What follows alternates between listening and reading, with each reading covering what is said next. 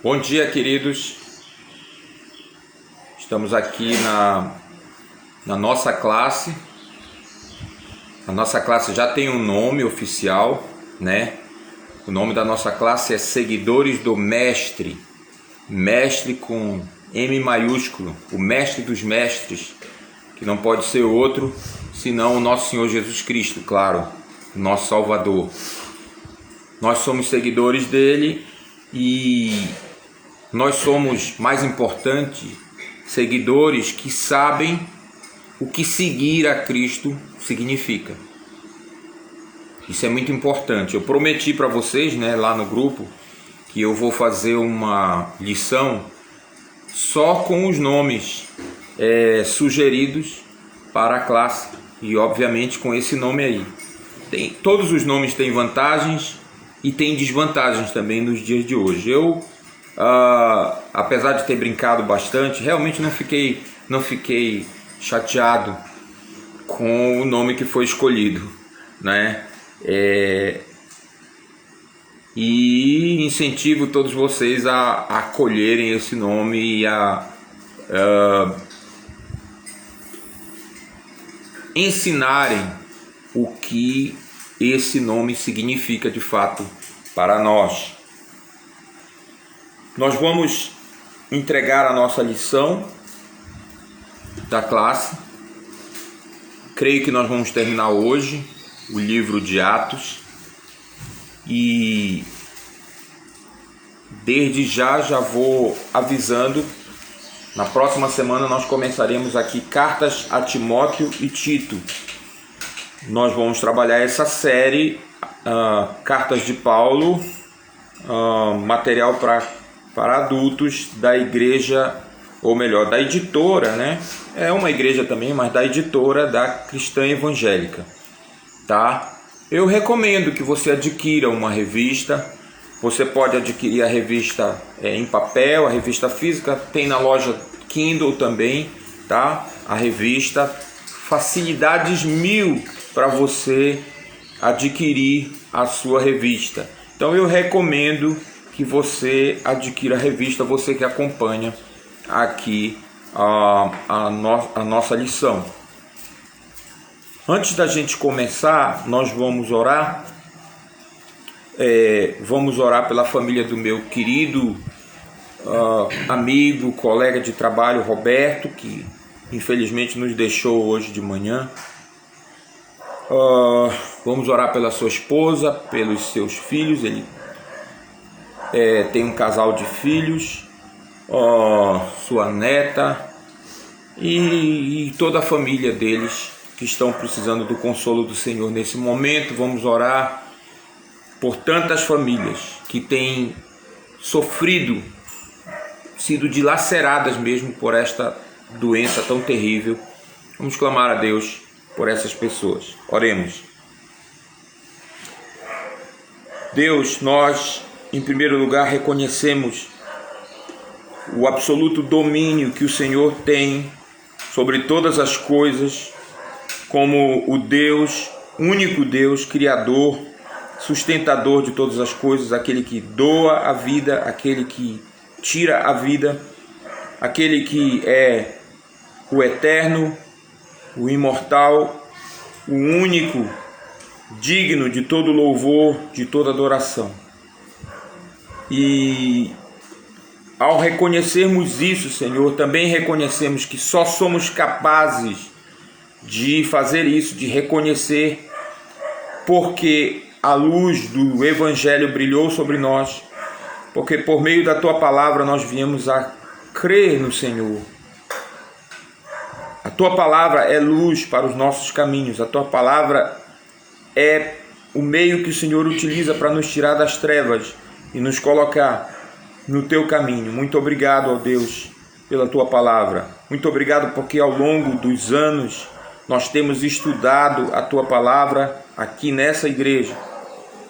Muito obrigado, Senhor, porque essa palavra tem nos sustentado nesse momento tão difícil que nós estamos vivendo.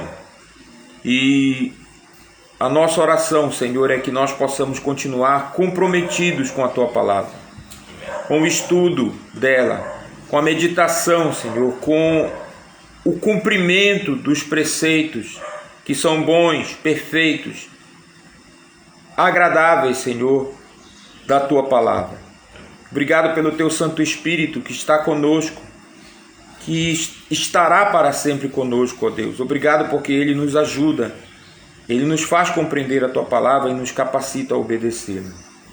Queremos, ó Deus, agradecer por Jesus, o nosso Salvador, aquele que deixou a glória que desfrutava junto do Senhor por um breve tempo, se encarnou, tornou-se homem como nós, andou aqui por esse mundo, Senhor, e finalmente se entregou como oferta e sacrifício ao Senhor pelos nossos pecados. E por meio do seu sangue vertido naquela cruz, nós obtivemos, segundo o teu decreto eterno, o perdão dos nossos pecados. A possibilidade, Senhor, de sermos acolhidos como justificados, como perdoados pelo Senhor na tua família. Glória, honra e louvor sejam dados a ti, ó Deus, por essa obra maravilhosa que o Senhor Jesus realizou por nós. Agradecemos porque Ele não poderia ter ficado preso pela morte. Agradecemos porque Ele rompeu os grilhões da morte, foi ressuscitado pela Tua glória, ó Deus, e hoje está junto do Senhor, intercedendo por nós. Que privilégio esse que nós temos. Por isso nós Te louvamos e Te engrandecemos. Queremos também, Senhor, rogar que o Senhor esteja consolando a família do Roberto, sua esposa, seus filhos, nesse momento tão terrível de perda, ó Deus. Que o Senhor tenha misericórdia deles, que o Senhor console os seus corações, que o Senhor ajude para que eles possam passar por esse momento, ó Deus, porque a Tua palavra diz que o Senhor é capaz de nos socorrer até mesmo no vale da sombra da morte. Tem misericórdia deles, Senhor. Tem misericórdia de tantas outras famílias enlutadas, Senhor, por causa do momento que estamos vivendo. Ó Pai, assiste essas famílias, Senhor. Ajuda, leva, ó Deus, uma palavra de consolo a elas. Fala Tu mesmo, ó Deus, por meio da Tua palavra a essas pessoas. Essa é a nossa oração. E recupera também, Senhor, a saúde daqueles que estão doentes, estão precisando também fortalecer o seu corpo, ó Deus. Que o Senhor seja com eles. Que o Senhor seja conosco agora, no momento em que abrimos a Tua palavra, que ela fale aos nossos corações. Que sejamos, ó Deus, edificados, instruídos, corrigidos pela Tua palavra. Essa é a nossa oração, isso é o que nós Te pedimos e pedimos em nome e pelo amor do nosso grande Deus e Salvador, o Senhor Jesus Cristo. Amém. Amém. Muito bem, então, como eu disse, nós estamos na reta final aqui da revista de Atos, do livro de Atos. Vamos lá para o capítulo 28. Nós já lemos, né? Já lemos várias vezes este capítulo. Muita gente aí já está decorando, né? E nós vamos então nos aproximando aqui do final, né? Eu falei capítulo 28, mas eu ainda vou falar alguma coisa aqui, né? Do capítulo 27. A gente não vai ler tudo de novo, a respeito aí desse relato do naufrágio, porque é muito interessante. E o pastor Enoque também comenta aqui, não é? Fazendo assim uma metáfora, né? Comparando com a própria carreira cristã. Com certeza Lucas quis detalhar, não é? É bom a gente lembrar que isso aqui não é um romance, é um relato histórico. Mas às vezes na maneira como você relata, as escolhas que você faz, né? Você obviamente tem intenções quando você faz isso e não há nada de errado nisso. Então Lucas aqui claramente ele tenciona que os seus leitores façam uma comparação, né, com esses desafios aí, com essas dificuldades da viagem, não é? Nos fornece uma boa ilustração do que é a carreira cristã, do que é o caminhar com Cristo, né? Sobretudo quando a gente pensa em Paulo, sobretudo quando a gente pensa em tudo aquilo que ele já tinha passado, sobretudo quando a gente pensa na promessa que ele tinha do próprio Senhor Jesus, de que ele iria a Roma, de que ele falaria diante das autoridades romanas, testemunharia, conforme o Senhor Jesus já tinha predito a respeito dos seus discípulos, testemunharia diante das autoridades sobre Jesus. Então, Lucas coloca no seu relato, ele que foi uma testemunha ocular dessa viagem fascinante, não é? Lucas coloca no seu relato cada detalhe para que a gente pudesse acompanhar. Nós já temos os personagens, nós já vimos Paulo, nós já vimos os seus companheiros de viagem, nós já vimos o centurião, nós vimos os marinheiros, a tripulação responsável pelo navio e os outros prisioneiros que estavam com Paulo. O cenário nós já temos, eles entraram todos nessa embarcação, porque preferiam não passar o inverno lá onde eles estavam, naquela enseada aberta, né, sujeita a todo tipo de vento, provavelmente um local muito frio, não é? E vocês sabem que o frio só aumenta com vento, né? Então eles preferiram embarcar num navio e seguir a viagem. Nós vimos que a viagem foi muito difícil, né? O versículo 3 aí do capítulo 27, né?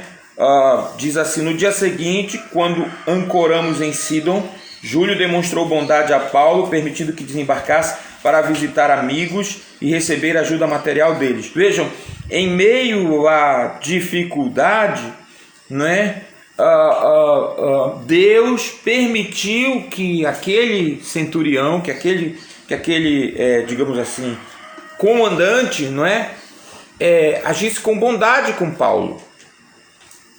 E ele pôde desembarcar. Isso era um privilégio assim, quando a gente pensa na cultura romana, né, na maneira como os soldados eram tratados, os criminosos, melhor, eram tratados pelos soldados. Paulo não era criminoso, claro, mas ele estava sendo acusado. Então, isso aqui é um fato que precisa ser destacado, não é? E Lucas faz questão de dizer isso, né? Que ele demonstrou bondade a Paulo, deixando que ele desembarcasse, deixando que ele fosse assistido pelos seus conhecidos. E então, depois disso, eles seguem a viagem. Vocês viram aí os ventos contrários, né?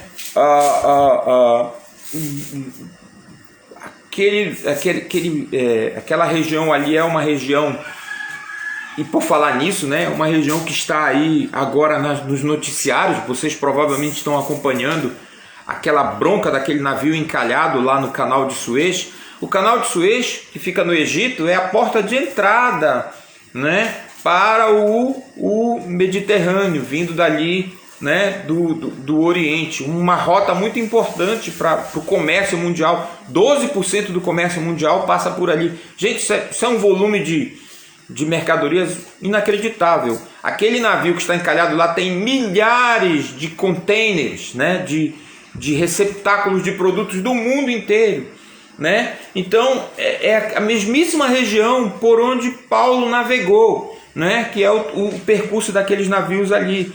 Então vejam, ainda hoje, com toda a tecnologia que a gente tem, acidentes, né, na navegação acontecem, esses acidentes de percurso, né, essas contrariedades. Então o barco estava ali velejando contra os ventos fortes, né, o mar estava agitado, perigoso, né? As embarcações naquela época não eram tão boas, as embarcações para fazer esse tipo de viagem como são hoje, evidentemente, né? Então eles até trocaram de navio, né? Está aí nos versículos 6 e 7, prosseguindo. O oficial no comando encontrou o navio egípcio de Alexandria, que estava de partida para a Itália, e nos fez embarcar. Navegamos vagarosamente por vários dias e depois de muita dificuldade nos aproximamos de Cnido. Por causa dos ventos contrários, atravessamos para Creta, acompanhando o litoral menos exposto da ilha.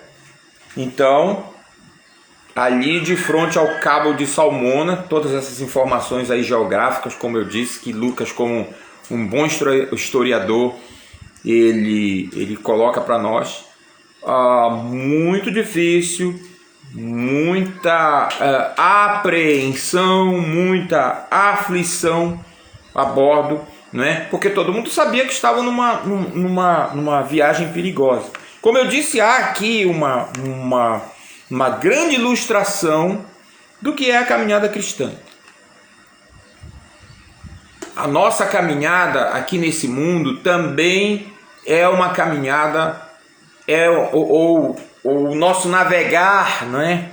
Aqui também é um navegar sob ventos contrários, debaixo de ventos contrários. A própria conversão do ser humano vai contra, isso é importante ser dito, a nossa natureza. O próprio fato de nós um dia reconhecermos que somos pecadores, que estamos debaixo da ira de Deus, e clamarmos pelo Senhor Jesus, o reconhecermos como o Salvador, o Senhor das nossas vidas, queridos, isso é um milagre que somente Deus pode realizar. Não há coisa mais contrária à nossa natureza pecaminosa do que reconhecer isso. Na epístola que Paulo escreve aos Romanos, que está aqui, que ele escreveu antes de fazer essa viagem, ele discorre exaustivamente, muito claramente, com muita propriedade sobre esse ato de Deus de fazer com que nós reconheçamos o nosso pecado e nos entreguemos a Jesus. Ele deixa claro que isso é obra de Deus na nossa vida. Se nós dependêssemos das nossas próprias forças, do nosso próprio conhecimento, de nós mesmos para nos convertermos a Cristo, nós jamais seremos convertidos. A salvação é uma obra sobrenatural que Deus faz, incutindo por meio do Espírito Santo a consciência de que nós somos pecadores, desesperados, necessitados, e nos fazendo clamar pelo Senhor Jesus. Entenda isso, nada mais contrário à natureza humana, porque a nossa tendência natural é achar que sim, tem alguma coisa boa em nós.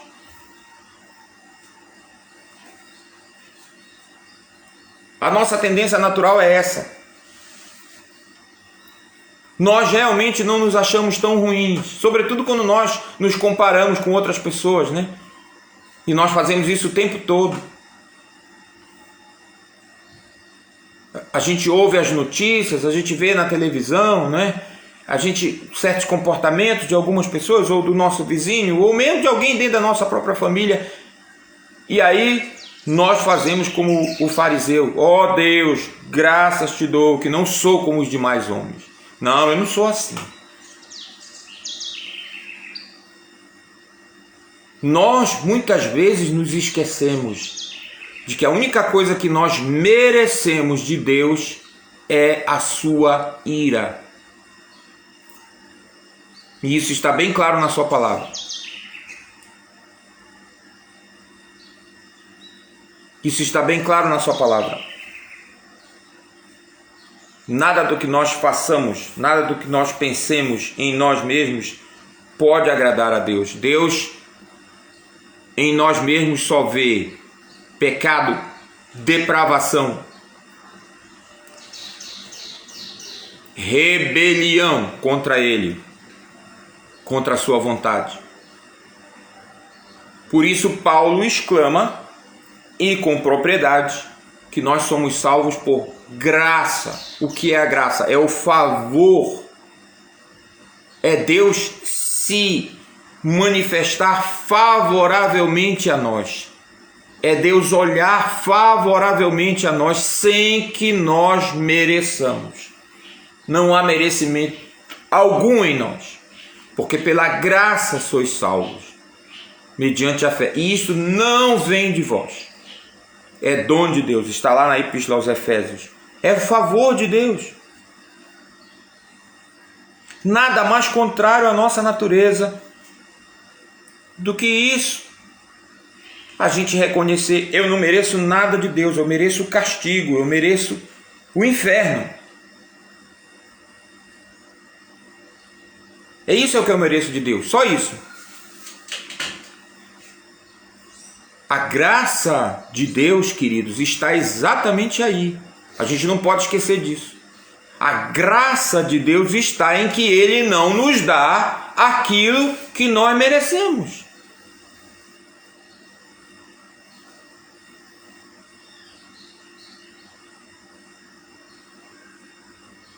E uma vez que nós somos convertidos por Deus, o mesmo processo vai se repetir o resto da nossa vida, até ao dia em que nós nos encontraremos com Jesus, seja pela morte, porque morrer em Cristo é estar em Cristo imediatamente. Paulo também vai falar sobre isso claramente lá em Filipenses, a gente já viu isso aqui várias vezes.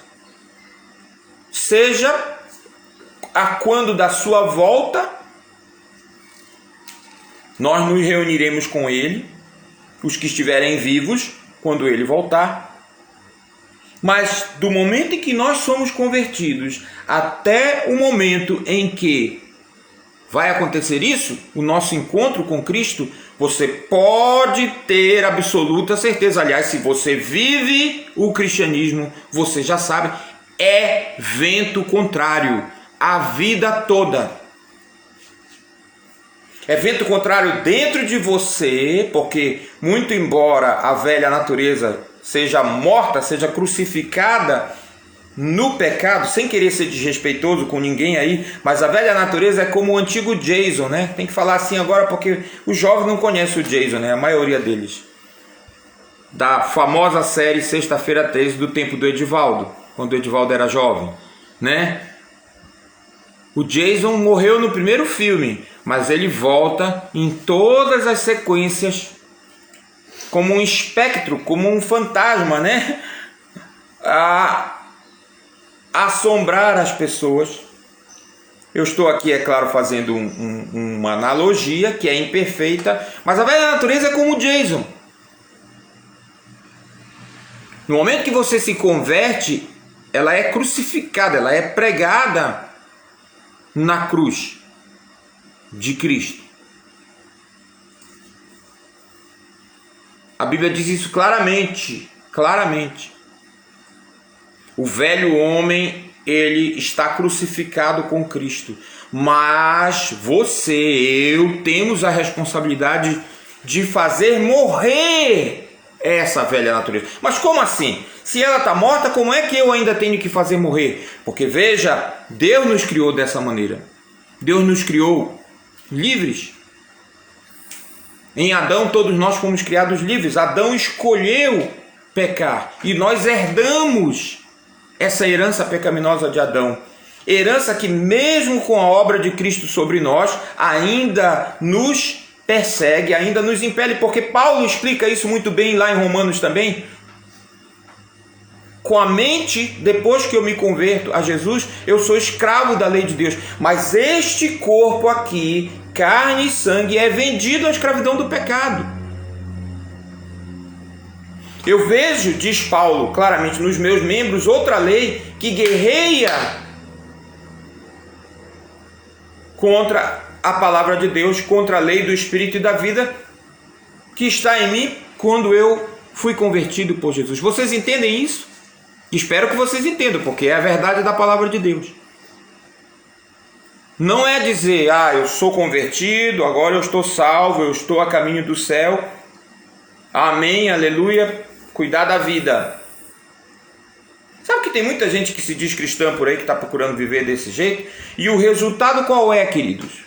O resultado é que os ventos contrários batem e essas pessoas são completamente derrotadas por esses ventos contrários.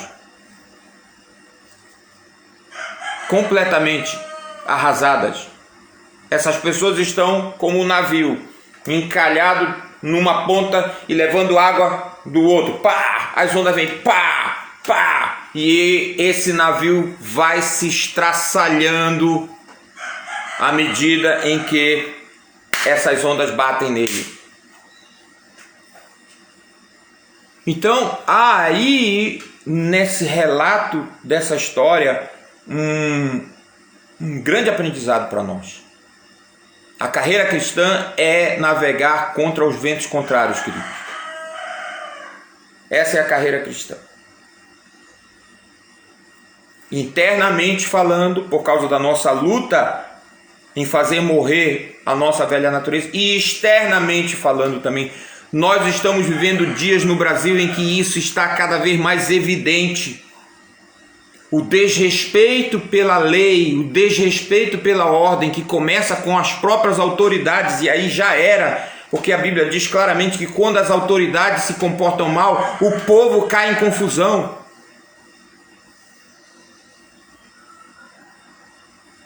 Então a gente está falando, a gente está conversando, a gente está dizendo, olha, mas não é assim. E aí sempre aparece alguém para dizer, mas e o fulano? Mas e o fulano? Olha lá. Um desprezo quase que total pela lei. O vento contrário aí batendo. Os maus exemplos, os maus comportamentos de todo mundo dizendo, todo mundo faz isso, todo mundo faz, por que eu não vou fazer? Olha o comportamento de Paulo aqui. Vejam como ele se comportou. Vejam, ele sabia que ele iria chegar a Roma. Ele sabia disso. E ele acompanhando toda aquela aflição, todo aquele desespero mesmo, ele se mantém sereno. Ele sabia que aquelas dificuldades viriam. Olha aí o versículo 9 e 10. Isso aqui é muito interessante.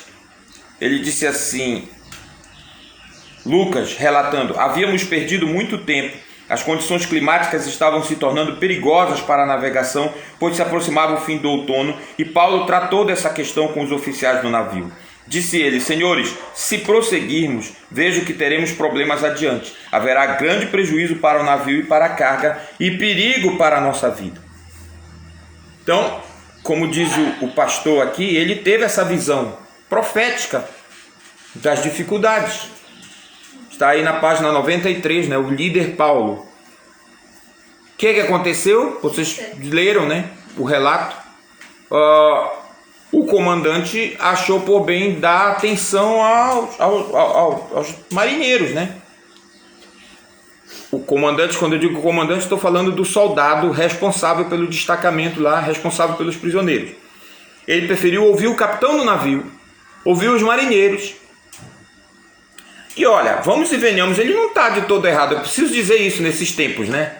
Eu preciso dizer isso nesses tempos, porque é provável que algum pregador vai pegar esse versículo aqui e vai dizer, olha, vocês estão vendo? O soldado resolveu seguir os especialistas. O soldado resolveu consultar os entendidos no assunto. Não ouviu a voz profética de Paulo e o navio se perdeu. Meu querido, preste atenção, não caia nessa conversa fiada. Eu vou usar o português claro, tá?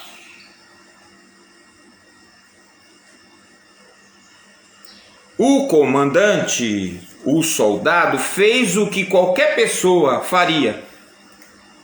Paulo, você é o que mesmo? Você é fabricante de tenda, né? Essa é a sua profissão e você é pregador, né? Vou ficar com o marinheiro aqui, experiente. Vou ficar com o dono do navio, que é o navio dele, né? É patrimônio dele e ele é o mais interessado em manter esse patrimônio. Não tem nada de errado na atitude do comandante. Nada de errado. Ele não conhecia Paulo. Além disso, o próprio Paulo já disse, preste atenção nas palavras de Paulo, se você não prestou atenção. Haverá grande prejuízo.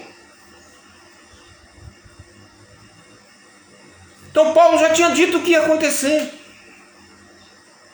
E ele não ficou ressentido por não ter sido acreditado. Está destacado também pelo nosso comentarista aqui, o pastor Enoque. Ele não se sentiu ressentido por não ser acreditado. Ele não mudou de comportamento, ele continuou sereno. Claro, ele vai dizer mais tarde, olha, na verdade vocês deveriam ter me ouvido, né? Quando eu disse, mas observe de novo como Paulo se comporta. Não há ranço, não há aquele sentimento de querer humilhar as pessoas. Tá vendo? Eu avisei vocês. Nós estamos cercados de profetas do caos agora, nesses dias. Gente que está clamando desgraça, clamando maldição. Puxa, está tão difícil a nossa situação, tão difícil. A última coisa que a gente precisa é de pessoas que se dizem portadores da palavra de Deus, achincalhando com as pessoas,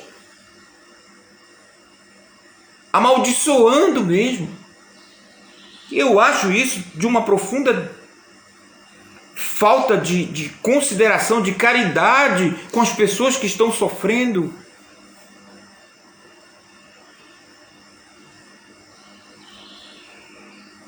Sinceramente, eu tenho que ser sincero com vocês. Olha o comportamento de Paulo aqui. E a viagem só vai piorando, né? Cada vez mais difícil. A tempestade. Agora virou tempestade mesmo. Não é mais só vento contrário. É o tal do vento nordeste. Euro, em grego, quer dizer nordeste. É isso que quer dizer, né? Então você tem aí o vento nordeste digamos assim, na NVT está colocado logo nordeste, mas a Almeida, a Nova Almeida ainda mantém Euroaquilão, né? Mas foi um tufão, ali veio do lado da ilha de Creta e arrastou com violência o navio, está lá nos versículos 14 a 16, né? E aí tem uma coisa muito interessante aqui para a gente observar também, eu acho muito interessante a gente notar isso. Não tenho tempo aqui para digamos assim, trabalhar toda essa metáfora que ele faz aqui, mas tem algumas coisas realmente que eu vou anotar, né? O navio ficou totalmente desgovernado. Nessa hora que leme não serve mais para nada, que vela não serve mais para nada.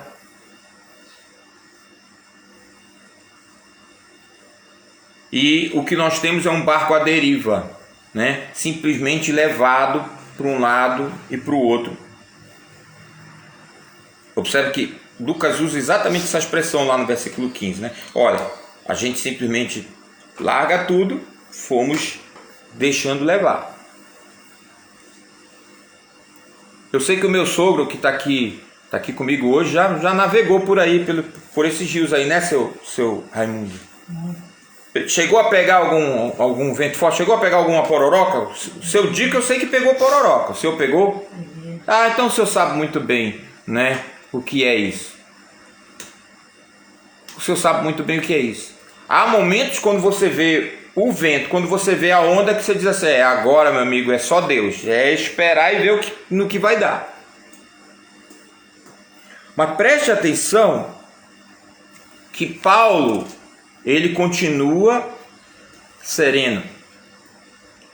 Eu acho interessante aí na página 94 já, o pastor Enoque faz uma observação interessante. Os recursos humanos nessa hora é a hora que eles se tornam absolutamente insuficientes. Eles tentaram reforçar, assim, coisa na pressa, né? Reforçar o casco do navio com cordas, né? Então a ideia ali era fazer uma cintazinha, né? que pudesse ajudar, porque quando a madeira começou a ranger, aquele negócio ali, opa, esse navio vai se despedaçar. Os recursos humanos não são suficientes. E aí, finalmente, nós chegamos ao versículo 20, quando Lucas diz claramente, né? A tempestade terrível prosseguiu por muitos dias, escondendo o sol e as estrelas, até que perdemos todas as esperanças.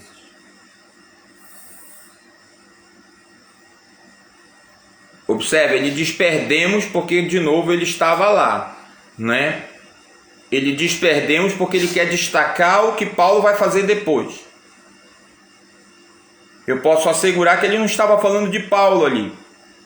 Quando ele diz perdemos, ele está falando como uma testemunha ocular e preparando para o que vem depois. Todo mundo ali dizendo, bom, está dias aqui nesse negócio, para um lado, para o outro, para um lado, para o outro. Olha o próximo verso, 21. Fazia tempo que ninguém comia.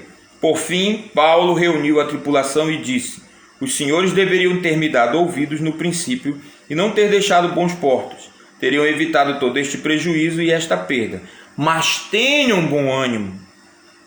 O navio afundará, mas nenhum de vocês perderá a vida. Pois ontem à noite um anjo do Deus a quem eu pertenço e sirvo se pôs ao meu lado e disse: não tenha medo, Paulo. É preciso que você compareça diante de César. E Deus, em sua bondade, concedeu proteção a todos os que navegam com você. Gente, que coisa maravilhosa isso aqui. E aqui eu tenho que dizer isso porque é a crença da Igreja dos Irmãos, é a minha crença. Nós estamos aqui num momento especialíssimo, numa época especialíssima em que Deus, por meio dos seus anjos, falava com os seus servos.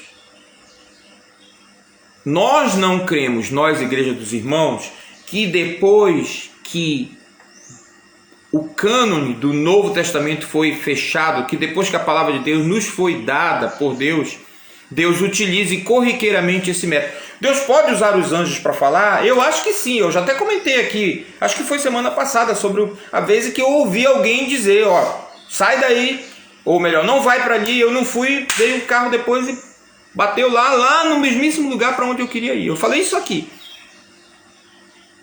Eu acredito que foi Deus, porque não acredito que o diabo fosse me evitar. O diabo quer mais é que eu me bata.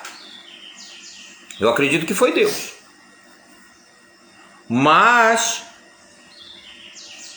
cuidado com essa história de o anjo do Senhor, ou um anjo do Senhor, irmão, me disse tal coisa. E às vezes são coisas tão específicas, né? Pior, sabe o que é? Pior é que muitas vezes nada do que esses anjos, supostos anjos aí dizem, se cumpre. Mas mesmo assim as pessoas continuam acreditando. Eu fico chocado com isso. Eu fico chocado. Hoje nós temos a palavra de Deus. Nós temos a Bíblia. Tudo que Deus quer dizer para nós está aqui, olha, nesse livro. Eu brinco às vezes, né? Eu digo pro pessoal que, olha, hoje veio um anjo e me falou isso assim.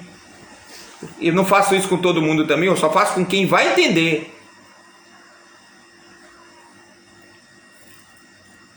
Eventualmente Deus pode estar falando com alguém, pode, dessa maneira pode. Mas eu acho que hoje, quando Deus fala isso, aliás, Paulo parece dizer alguma coisa parecida com isso aqui.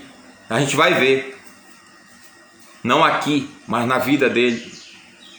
Parece que a primeira coisa que Deus diz quando ele fala alguma coisa dessa maneira espetacular é silêncio. Honestamente, estou muito preocupado com tantos anjos. Parece que os anjos não têm mais nada para fazer lá no céu. Parece que desceu todo mundo para a terra para dar recado.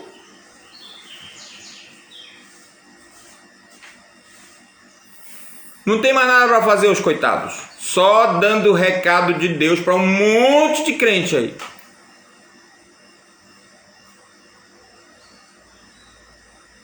Eu respeito se você pensa de maneira diferente, mas eu tenho que dizer isso. A mensagem aqui foi específica demais. Nada muito genérico, porque tem isso também, né? O povo está falando de generalidades, de coisas que até a Bíblia diz. Se Deus já falou alguma coisa na Bíblia, gente, para que ele vai mandar um anjo do céu para repetir a mesma coisa? Alguém pode me explicar isso? E que valor vai ter a palavra escrita de Deus se o povo começar a dar ouvido ao que os supostos anjos estão dizendo? Mandando recadinhos.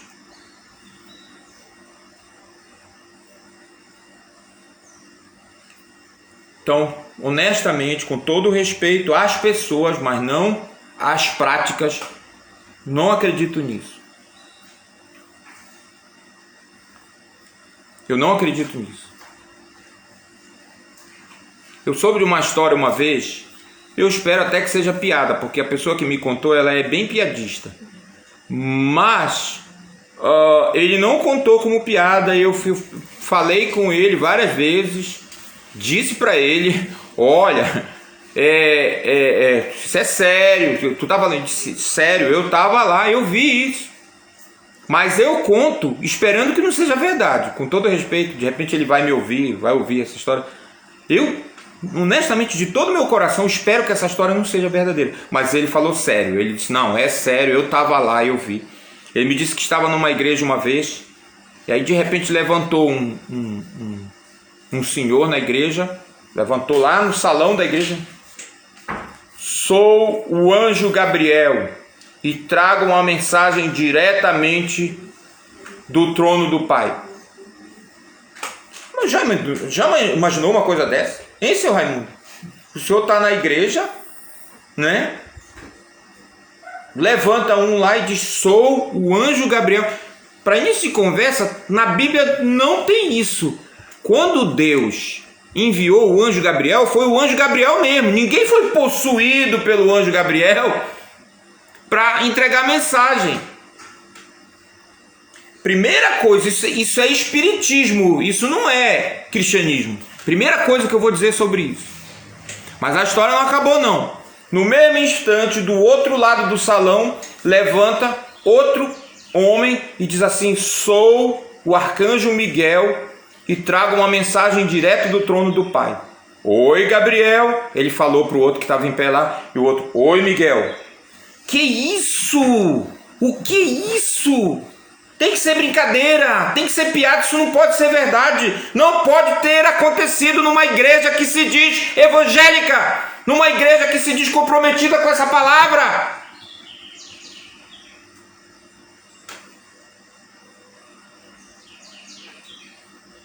Isso é perigoso, queridos. Isso é muito perigoso. Essas histórias, lá na ponta, no extremo, no frigir dos ovos, como se dizia antigamente, vão destruir essa palavra aqui. Ou pelo menos vão tentar. Então eu quero dizer para você que está me ouvindo aí, se alguém chegar dizendo que o anjo falou para você, mandou um recado para você, faça como eu faço. Com todo respeito, já chegaram para mim e disseram isso. Obrigado, meu querido. Muito obrigado pelas suas palavras. Agora, sinceramente, eu vou esperar Deus mandar o anjo falar comigo.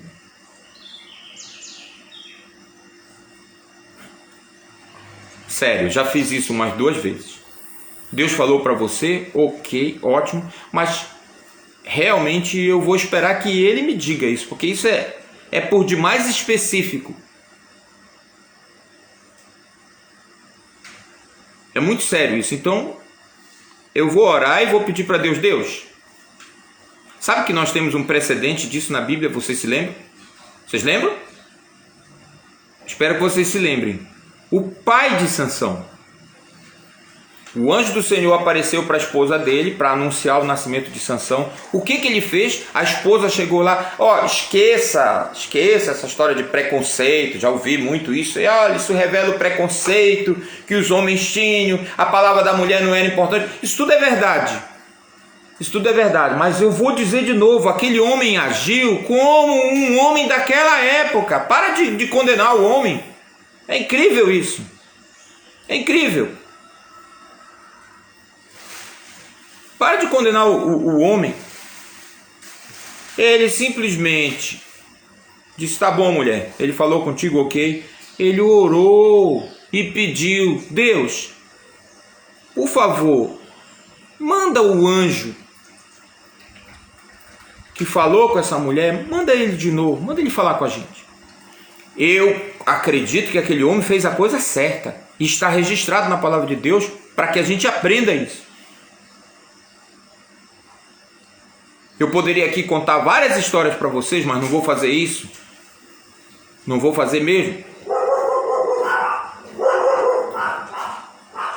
Poderia contar várias histórias de mensagens desastradas de supostos anjos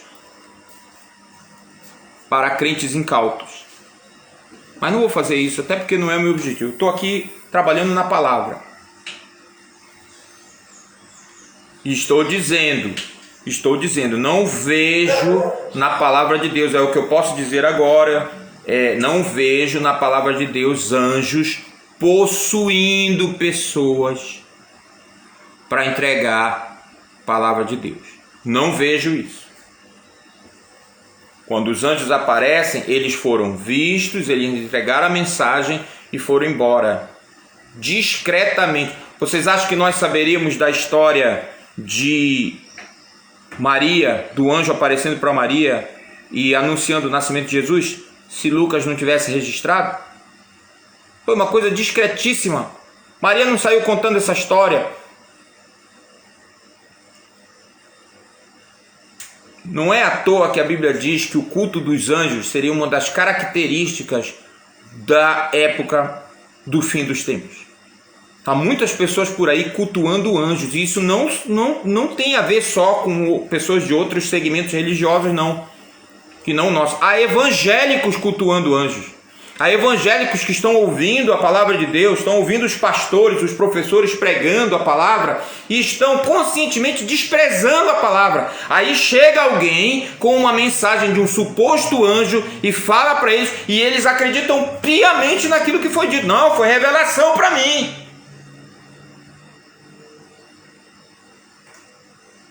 Preferem dar crédito a esse tipo de expediente que não está registrado na palavra de Deus, que não foi o modus operandi de Deus, a maneira como Deus operou entre o seu povo. Preferem dar crédito a isso do que dar crédito à palavra que está sendo pregada toda semana na sua igreja. Então, cuidado com o culto a anjos. Ele é real, ele é pernicioso, ele é perigoso e ele está presente no nosso mundo hoje também. Então, eu tinha que fazer esse parênteses aqui, deveras longo, não é? Mas eu tinha que fazer. Certo? Então, esse aqui foi um caso muito específico que eu acho maravilhoso, eu acho lindo Deus dizer, olha, Paulo, toda essa gente aí que está contigo, pela minha misericórdia, vocês serão salvos. A melhor coisa que aconteceu para aquelas pessoas foi elas estarem viajando com Paulo. Porque se Paulo não tivesse naquele navio, eu não sei não. Aliás, eu tenho provas. Olha só o que aconteceu mais na frente. O autor aqui, ele não trabalha muito essa questão, mas eu vou trabalhar. Porque tem um detalhe curioso aqui, né, que vale a pena a gente notar, né? É um texto complicado, num certo sentido, mas a gente vai ver, tá? E eu acho muito interessante, né? Paulo já tinha animado, já tinha feito todo mundo comer, mais lá atrás, né? Agora vamos avançar para o versículo 30. Dando a entender que iriam lançar as âncoras da parte da frente, os marinheiros baixaram o barco salva-vidas na tentativa de abandonar o navio. Paulo, então, disse ao oficial no comando e aos seus soldados: se os marinheiros não permanecerem a bordo, vocês não conseguirão se salvar. Então os soldados cortaram as cordas do barco salva-vidas e o deixaram à deriva. Nossa, eu achei muito interessante isso aqui, gente. Vocês prestaram atenção? Paulo já tinha dito que todos iriam se salvar. Os marinheiros, obviamente, não acreditaram nele. Eles não acreditaram da primeira vez, né? Por que eles acreditariam da segunda? O que Paulo entendia de naufrágio? Talvez alguns deles até já tivessem naufragado, né? Alguma vez e disse: não, já escapei da primeira, eu não vou arriscar na segunda não, eu vou sair daqui desse navio. Ele pode ser despedaçado a qualquer momento. Então os marinheiros tentaram sair do navio e aí Paulo, com autoridade, eu acho isso muito interessante, ele disse: olha, procurou os soldados e disse, e o comandante disse: se eles não permanecerem, vocês não vão se salvar. Aqui tem um episódio muito interessante, porque se os marinheiros se comportaram daquela maneira em relação ao Paulo, ou seja, desprezando de novo a palavra dele, desta vez o soldado e os seus comandados, né, resolveram dar crédito a Paulo. Eu acho muito interessante essa história. Tem gente que usa essa história para falar de livre-arbítrio, complicado, né? Dizendo: ó, Deus já tinha determinado, mas a decisão era dele. Não faça essa interpretação, que essa interpretação está totalmente furada, tá? Esse negócio de livre-arbítrio é complicado, sobretudo quando você está falando de salvação. Não existe livre-arbítrio na salvação. Essa é a crença da Igreja dos Irmãos, pelo menos da Igreja dos Irmãos que estuda a palavra. Não existe livre-arbítrio na salvação. A salvação é dom de Deus, a salvação pertence ao Senhor, como Jonas diz. Se nós dependêssemos de nós mesmos para sermos salvos, eu já falei isso aqui, já falei hoje isso aqui, já era, gente. A salvação é dom de Deus, não vem de nós, é dom de Deus. Então não vamos para essa interpretação aí, que isso aqui não tem nada a ver com salvação. Isso aqui tem a ver com aquele momento específico, com chegar vivo numa praia. Nós não podemos dizer que esses homens aqui se converteram. Aliás, provavelmente a maioria deles não se converteu, apesar de ter presenciado esse milagre. Se vai dar a lógica, se vai dar aquilo que dá normalmente, os milhares e milhares do povo de Israel que presenciaram aqueles milagres no deserto por 40 anos, a maior parte deles morreu no deserto. Deus disse: vocês vão morrer nesse deserto porque vocês são gente desobediente, povo de dura cerviz. A cerviz é esse músculo aqui, na Bíblia ele é chamado de cerviz, esses músculos aqui do pescoço. Gente de dura cerviz quer dizer aquela gente que está apanhando, está sofrendo, mas está ali orgulhoso, não baixa a cabeça, não reconhece a Deus, não reconhece que há um Deus lá em cima. Aqui foi uma prova de fé para os soldados. Paulo chegou para eles e disse claramente: olha, vocês querem ser salvos? Deus já me disse que vocês vão ser salvos, mas se vocês deixarem esses homens saírem do navio, vocês não vão ser salvos. E aí acontece uma coisa extraordinária, eu acho incrível. Eles obedecem a Paulo e cortam as cordas e deixam. Eu confesso para vocês, eu sou romântico, né, num certo sentido. Quem sabe isso foi o início da conversão, pelo menos de alguns deles. Tomara que tenha sido. Porque de fato vocês viram, todos eles vão chegar na praia. Todos. Ninguém se perdeu. Ninguém. Eu já tô terminando, gente. Eu vou terminar mais cedo hoje, ou com menos tempo, porque a escola vai fazer uma homenagem para o Roberto. O cortejo vai passar na frente da escola e eu quero estar lá para essa homenagem. Então, por isso eu vou terminar um pouquinho mais cedo ou com menos tempo aqui, tá? Mas tá aí o ponto 5 na página 95, né? os episódios que aconteceram lá nos arredores de Malta e finalmente na própria ilha, né? O barco encalhou, né, na praia, encalhou assim, né, de frente, e aí, como eu disse, a parte de trás ficou sendo batida pelos ventos, né, pelas ondas. As ondas batiam, e o barco finalmente se destroçou, né? Mas antes disso eles pularam na água. Tem outro episódio aí muito interessante que os soldados queriam matar os prisioneiros. Eu já expliquei isso aqui no Código Militar Romano. Se você, soldado, fosse colocado responsável por guardar alguma coisa e essa coisa se perdesse, ou guardar algum preso e esse preso fugisse, você pagava com a própria vida por ter deixado aquela coisa se perdeu, aquele indivíduo escapar. Então, por isso, os soldados queriam matar os prisioneiros. Mas o comandante, mais uma vez, providência divina, o texto diz claramente, querendo poupar Paulo, ele não permitiu, né, que isso acontecesse. O comandante não matou ninguém, né? E todos eles chegaram com segurança à praia, né? Isso está aí registrado. 276 pessoas, como eu falei, né?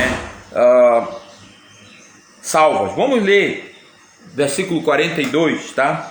Os soldados queriam matar os prisioneiros para que não nadassem até a praia e depois fugissem. O oficial no comando, porém, desejava poupar a vida de Paulo e não permitiu que executassem seu plano. Ordenou aos que sabiam nadar que saltassem ao mar primeiro e fossem em direção à terra. Os outros se agarraram a tábuas ou pedaços do navio destruído. Assim, todos chegaram à praia em segurança. Que coisa maravilhosa! Que coisa maravilhosa! Que relato extraordinário. Eu tenho uma curiosidade enorme de saber o que aconteceu com esse povo. Tenho. Quantas vezes eles contaram essa história, né? Mais que uma história de marinheiro, porque era real, né? Não, eu estava num navio, vou contar para vocês, talvez um outro marinheiro, num horário de intervalo, num outro navio, vou contar para vocês uma história intrigante. Eu estive num navio uma vez que naufragou e tinha um sujeito lá, um homem chamado Paulo, um prisioneiro. Então ele começava a contar a história, como Paulo havia se comportado, como Paulo havia dado testemunho de Jesus, dizendo que ele pertencia a esse homem e o servia. E ele dizia que esse homem era mais que um homem, ele dizia que esse homem era o Filho de Deus, ele dizia que esse homem é o Senhor de todas as coisas. Quem sabe, alguns deles não se converteram. Quem sabe? Talvez nós vamos encontrar alguns deles no céu. Que história maravilhosa. E nós podemos sim fazer essa comparação, como eu disse. Não importam os ventos contrários, os ventos sempre vão ser contrários.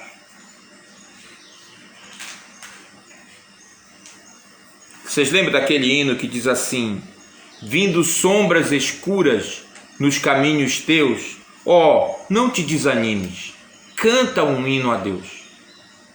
Eu lembro desse hino? Vindo sombras escuras nos caminhos teus, não te desanimes, canta um hino a Deus. Cada nuvem escura um arco-íris traz, quando em teu coração reinar perfeita paz. Se teu coração estiver em paz, bem contente, alegre sempre te acharás. Se teu coração estiver em paz, verás que um arco-íris cada nuvem traz. A última estrofe diz: vem após negra noite, a aurora matinal. Fica o céu mais brilhante após o temporal. A esperança não percas, tudo vencerás, fruirás gozo e calma, se estiveres paz. Meus queridos, essa é a paz extraordinária, essa é a paz que o mundo não entende, essa é a paz que só Cristo pode dar, como ele mesmo disse: deixo-vos a paz, a minha paz vos dou, não a dou como dá o mundo. Não se perturbe o coração de vocês, não fiquem atemorizados.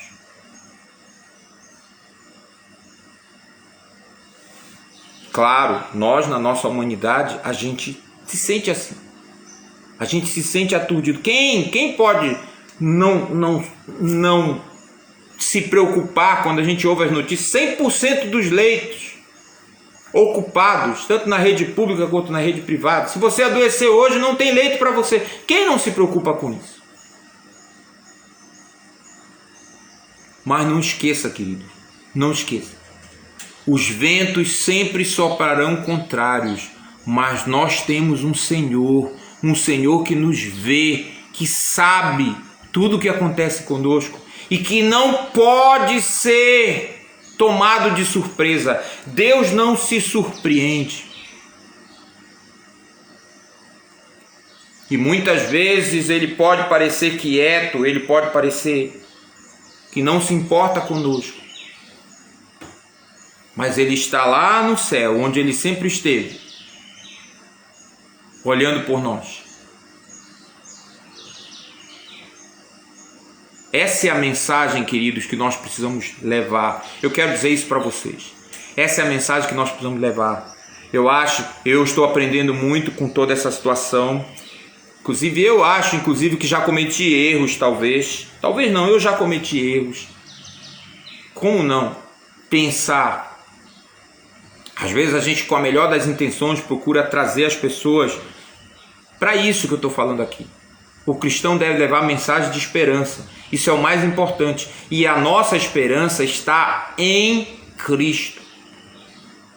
Talvez nós estejamos muito envolvidos com esses debates que estão acontecendo no Brasil, que são falsos debates.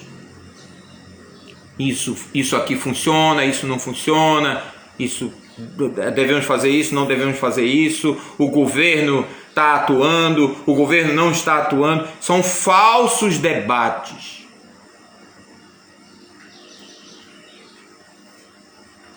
Tanto que você vai lá para fora, é totalmente diferente. Eu quero dizer isso para vocês. Eu já cometi erros, talvez, me manifestando aqui, colocando algumas posições, que são posições minhas, são opiniões minhas. O mais importante aqui é isso. É essa palavra. E o que essa palavra nos diz é isso. Às vezes a gente fica tão confortável na cadeira, né? É o meu caso. Eu estou há tanto tempo nessa cadeira aqui que às vezes eu me empolgo. Mas eu quero dizer isso para vocês. Aliás, eu digo sempre, mas eu vou repetir hoje. Olha, você tem sua Bíblia aí. E você está acompanhando.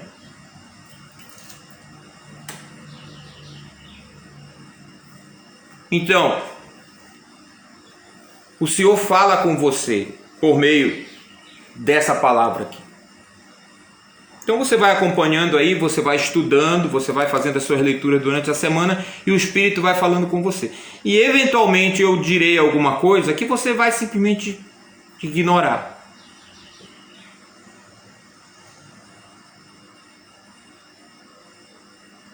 Não se ofenda, não deixe que isso pese no seu coração.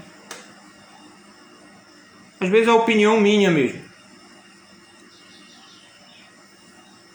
Meu compromisso é com essa palavra aqui. Tudo que passar dessa palavra, perdoe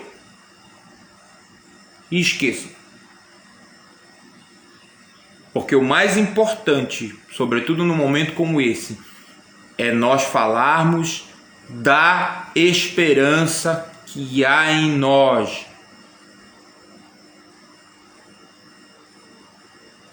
Que é nós dizermos às pessoas: olha, Jesus nos livra verdadeiramente do nosso verdadeiro problema, que é a condenação do pecado, que é o poder do pecado.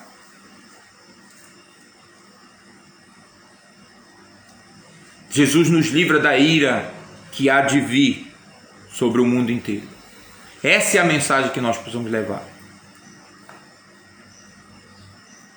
Eu confesso para vocês, eu já nem estou dizendo para a pessoa logo vai passar. A gente falou isso há 1 ano atrás.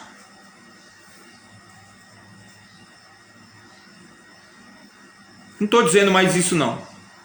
Eu estou dizendo vai passar quando Deus quiser.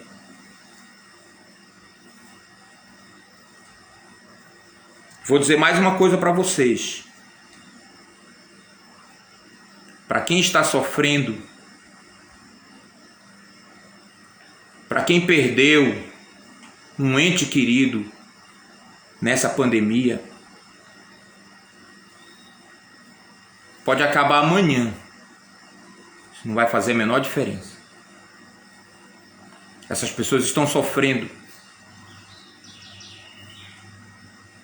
E a última coisa que essas pessoas precisam num momento como esse é de disputas.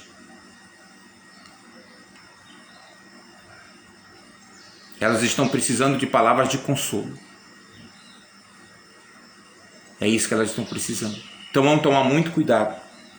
Nós que somos os portadores da mensagem de Deus, da esperança de Deus.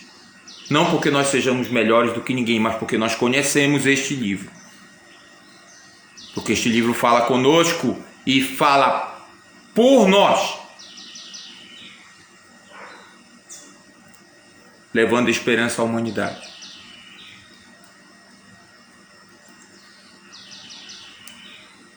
Então vamos imitar Paulo aqui. Os ventos estão contrários? Estão. Está difícil? Está difícil. Mas vamos confiar em Deus. Vamos confiar em Deus. Eu acho que a gente precisa cantar mais. Eu estava falando para a Fátima aqui em casa. Quando começou tudo isso, a gente estava reunindo todo dia aqui em casa. Todo dia. Tirávamos um tempo, orávamos e cantávamos. A gente continua orando, mas a gente tem parado de cantar. Nada mais perigoso. Nada mais perigoso. Então cante. Cante ao Senhor. Louve ao Senhor.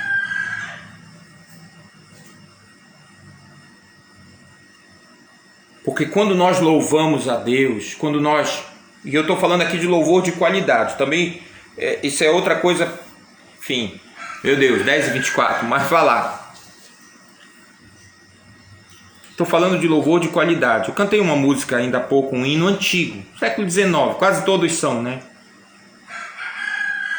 Provável que tem uma ou outra coisa que a gente pode ajeitar na letra.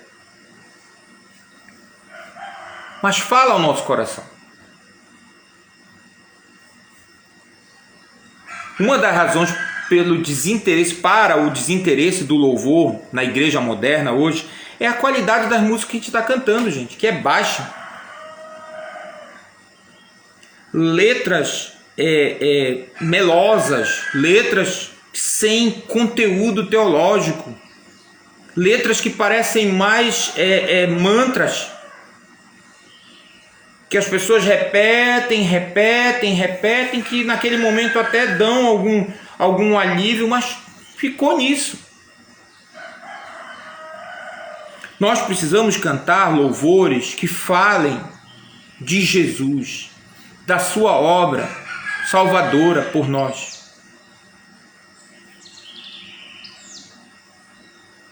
É isso que nós precisamos cantar.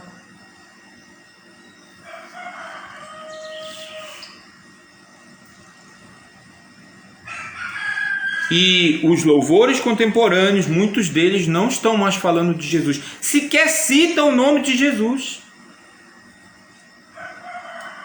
Eu estou muito incomodado com algumas músicas que o povo começa a cantar. Claro, tem um crentez aí, né? A gente sabe, toda música está falando de Jesus, né? Aparentemente, toda música está falando de Jesus. A gente sabe que é de Jesus, mas Jesus não é citado. Qual é o problema? Por que não se fala o nome de Jesus nessas canções? E não basta falar de Jesus, não basta dizer o que ele diz para nós. Não basta isso, é preciso falar do que ele fez por nós, da sua obra salvífica.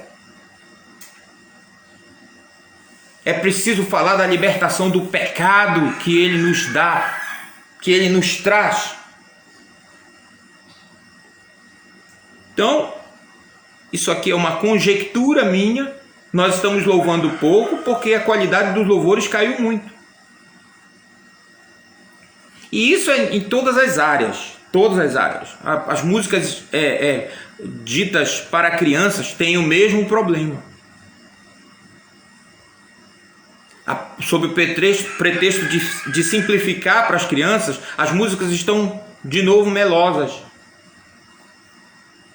sem profundidade. Aliás, tem algumas que são sofríveis mesmo. Tem uma música aí que, enfim, nos sites aí a gente ouve. Eu, sinceramente, toda vez que eu ouço essa música, eu fico assim, meu Deus, o que é isso? Você já ouviu aquela música? Essa é a história da mulher que se deu mal, virou uma estátua de sal. O que é isso? O que é isso? Não cante essa música para o seu filho, para sua filha, para sua neta, para o seu neto. Não deixe ele escutar essa música. É uma música que é horrível.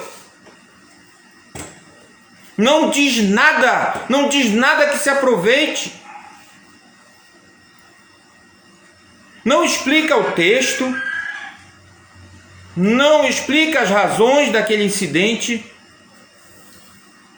E ainda tem uma coreografia tola, ridícula, porque aí, né, eu vou dizer pra você como ela ficou assim, aí todo mundo faz um jeito que a mulher ficou. O que é isso? A lei é o testemunho, fora com essa música!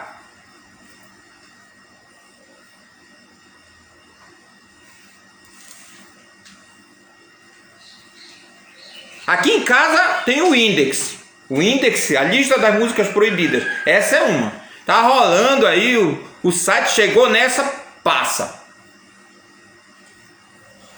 Não vamos deseducar as crianças. Elas têm que levar a palavra de Deus a sério. O único efeito que essa música tem é que quando essa criança que ouviu isso for ouvir uma pregação sobre esse assunto aí, ela já vai estar... Já ouviu tantas vezes essa música aí que ela não vai entender, ou que ela não vai se interessar para saber exatamente o que aconteceu ali naquele incidente, que é um incidente dramático, não tem nada de piada aí. É um incidente dramático, terrível, de alguém que rejeitou o livramento de Deus.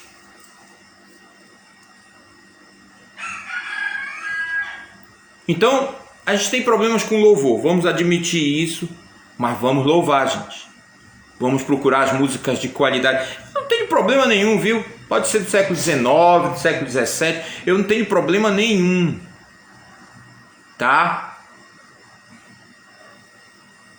O pessoal pega aquele versículo, né? Cantai ao Senhor um cântico novo, eles dizem assim, né? É muito interessante isso. A Bíblia diz cantar ao Senhor um cântico novo. A gente tem que ensinar pelo menos uma música nova por mês, por bimestre. Não, querido, me desculpe, não é isso que o texto está dizendo. Continue lendo, porque ele tem feito maravilhas, a sua destra e o seu braço santo alcançaram a vitória. Tem até o salmo. Aí depois ele faz o que? Ele descreve as histórias que o povo de Israel estava acostumado a ouvir sobre o que Deus fez. em seu favor. As histórias, olha, antigas, as histórias velhas, não tem nenhuma novidade, querido, naquela letra ali, tá? Nada. Eu fico com todas as músicas velhas de qualidade e não quero ouvir, não quero tomar ciência das músicas novas sem qualidade, sem profundidade teológica, sem instrução bíblica. Não quero nem ouvir, não quero nem saber que existe.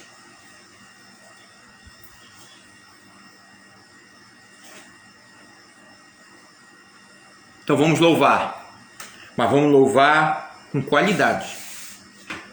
O senhor tem cantor cristão ainda, seu Raimundo? Tem? Ótimo. Tem, Thiago? Ah, celular hoje tem tudo, né? Como eu disse, tem muitos problemas. Os hinos têm problemas, mas a gente vai trabalhando, a gente vai resolvendo uma coisa ou outra.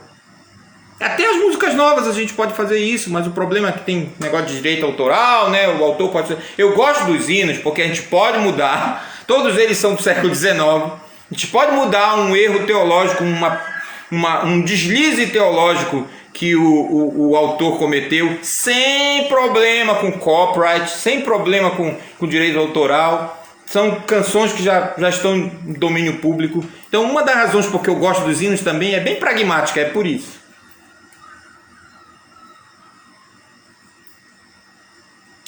Então, vamos cantar, vamos louvar a Deus, vamos falar do seu caráter, da sua pessoa maravilhosa. Vamos falar do que ele fez. Vamos dizer, como o salmista, é verdade, grandes coisas o Senhor tem feito por nós, por isso nós estamos alegres. Vamos falar como o salmista, porque estás abatida, ó minha alma, porque estás perturbada, agitada dentro de ti.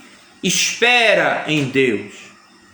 Eu ainda vou louvá-lo, porque Ele é o meu auxílio e o meu Deus.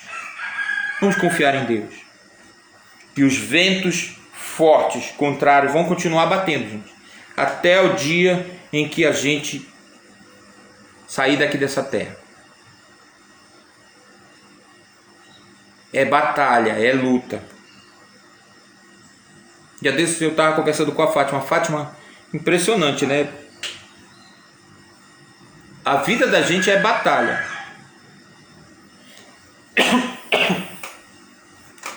Criar filhos é batalha. Hein, seu Raimundo? Hein, Ana Maria? Criar filhos é batalha. Ter filhos é batalha. É tanta batalha que tem muita gente que não quer, né? Mas é bênção também. É bênção também. Nosso Deus é tão maravilhoso que Ele é capaz, perfeitamente capaz, e na realidade Ele planejou assim, que entre tantas dificuldades, todo o tempo Ele está nos abençoando. Por isso Paulo encorajou as igrejas. Vocês leram esse texto essa semana, né? Paulo, na última vez que ele falou com essas igrejas antes de ser preso, ele disse: olha, nós vamos passar por muitas tribulações, mas não percam de vista que nós estamos destinados a entrar no reino dos céus. Por isso ele falou dessa maneira. Que Deus nos abençoe. Não acabei, né? Ainda tem mais um domingo. Mas eu não estou com pressa. Eu não estou com pressa. A gente termina na semana que vem. Vamos orar. Tiago, por favor, chega aqui à frente e ora para nós. Oremos. Pai Santo que está no céu, muito obrigado, Senhor, pelo dia de hoje. Muito obrigado, Senhor, pela Tua palavra que foi exposta. Muito obrigado porque ela é viva e eficaz. Obrigado. Em todos os tempos, Pai. E principalmente para nós nos tempos de hoje. Muito obrigado porque o Senhor fez com que ela fosse, Pai, que servisse para nós em meio a alegrias, aflições, tristezas e alegrias. E que nós possamos usá-la, Pai, para passar por todas as dificuldades e bênçãos que o Senhor nos dá. Amém. Obrigado pelo teu servo, Senhor, que trouxe essa palavra para nós. Ajude, Senhor. Abençoe, ajude para que possa te buscar cada vez mais, se aperfeiçoar na tua palavra, para abençoar, Senhor, os teus servos com ela. Amém. Nos dê um bom dia, ajude para que neste dia possamos refletir mais a respeito do Senhor e possamos usar esse dia, Senhor, para te louvar e render graças. Que te pedimos em nome de Jesus. Amém. Amém. Até mais, queridos. Até mais tarde. Que Deus nos abençoe. Um bom domingo a todos.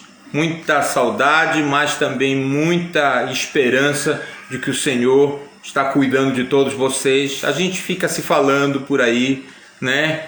Ligue de vez em quando. Pode ligar. Eu gosto de receber ligação. Não se acane, entendeu? Não se acane. Ligue de vídeo, né? Ligue de voz, né? Mande mensagem, certo? A gente tem orado por vocês e a gente lembra de todos vocês, tá bom? Um grande abraço. Tchau, tchau.